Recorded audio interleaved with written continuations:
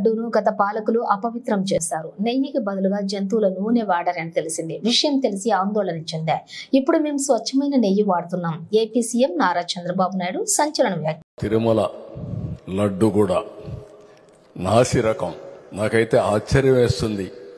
ఎన్ని కంప్లైంట్ చేసినా కడాన వెంకటేశ్వర స్వామి పవిత్రతను దెబ్బతీశారు. ఎన్నోసార్లు చెప్పాం. అక్కడ ఎంత దుర్మార్గంగా ప్రయత్నం చేశారంటే అంత దుర్మార్గంగా ప్రవర్తించారు. కడాన అన్న దానంలో క్వాలిటీ ఆఫ్ ఫుడ్ లేకుండా చేశారు. దేవుని దగ్గర పెట్టే ప్రసాదం అపవిత్రం చేసే విధంగా ఓసారి బాధేస్తుంది. నాసి రకమైన ఇంగ్రీడియంట్సే కాకుండా ఎనిమల్ ఫ్యాట్ కూడా వాడారని. ఏది గీకు బదులు ఈరోజు స్వచ్ఛమైన గీ తెమన్నాం, ప్రక్షాళన చేయమన్నాం.